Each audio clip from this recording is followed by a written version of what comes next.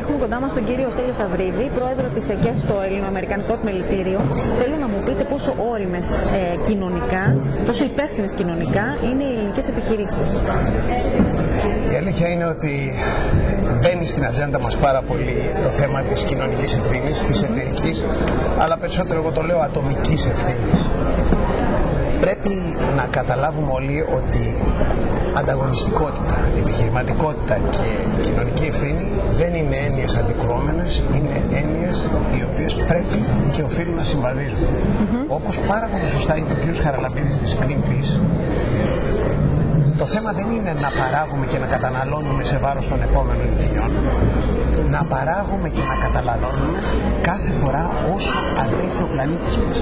Δηλαδή, οι πόροι του πλανήτη είναι περιορισμένοι και κατά την άποψή μου μπορεί να υπάρξει επιχειρηματικότητα χωρίς αυτό να είναι σε βάρος της συνολικής δυνατότητας του πλανήτη να αναπαράγει τους πόρους του. Αυτό λοιπόν είναι το μεγάλο στοίχημα της κοινωνίας μας.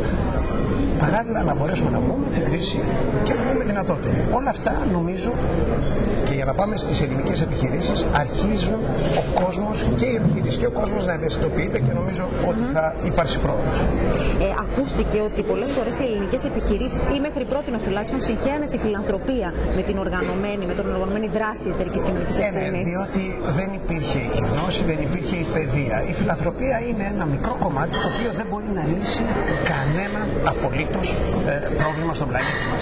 Η φιλανθρωπία είναι απλά να στηρίξει έναν άνθρωπο για λίγο χρόνο. Δράσεις, ναι. Είναι αυτό που λέει ότι αν θες να θρέψεις έναν άνθρωπο για μια μέρα, πάρ' του ένα ψάρι. Έτσι το λένε οι Ιαπωνέζοι. Αν θέλεις να μπορέσει να διαβίου, να διατραφεί,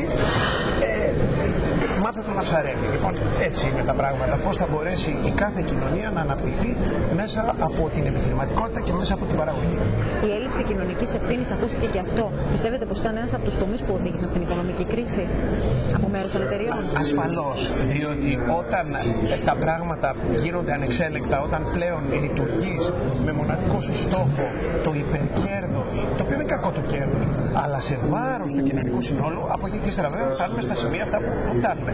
Και βεβαίως οι αγορές έχασαν κάποια στιγμή τον έλεγχο, κάτι το οποίο επιβάλλεται να επανακτήσουν. Σας ευχαριστώ πάρα πολύ. Καλή επιτυχία στο συνέδριο.